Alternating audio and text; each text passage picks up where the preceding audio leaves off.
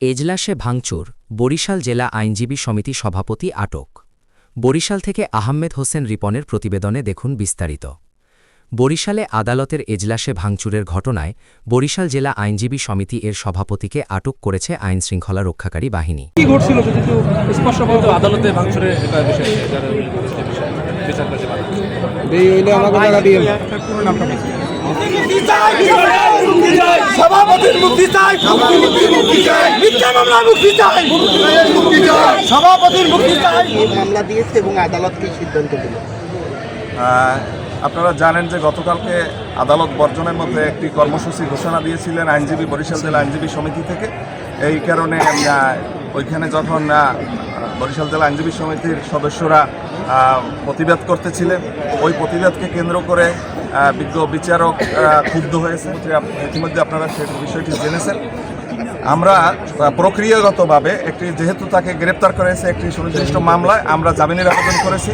জামিনের আবেদনের chief metropolitan ম্যাজিস্ট্রেটকে আমরা এটা যখন দায়ের করেছি, দায়ের করার পরে আমরা শুনানি করার জন্য গিয়েছিলাম, কিন্তু উনি আমাদেরকে শোনেননি। বুধবার দুপুরে আদালত চলাকালে এ ঘটনা ঘটে বলে সংশ্লিষ্ট সূত্রে জানা গেছে। প্রত্যক্ষদর্শীরা জানান, একটি মামলার শুনানিকে কেন্দ্র করে কয়েকজন আইনজীবীর মধ্যে তর্কবিতর্কের সৃষ্টি হয়। এক পর্যায়ে পরিস্থিতি উত্তপ্ত হয়ে এজলাস কক্ষে ভাঙচুরের ঘটনা ঘটে।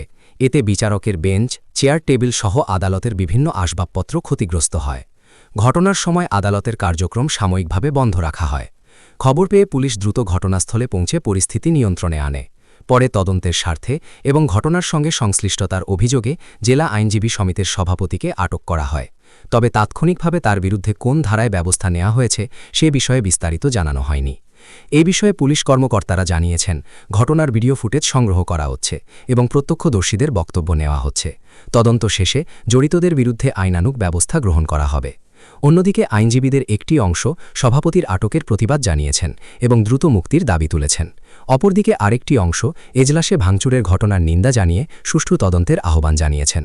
ঘটনাটি আদালত পাড়ায় ব্যাপক চাঞ্চল্যের সৃষ্টি করেছে। পরিস্থিতি নিয়ন্ত্রণে অতিরিক্ত যৌথ বাহিনী ও পুলিশ মোতায়েন রয়েছে। ITV বাংলা।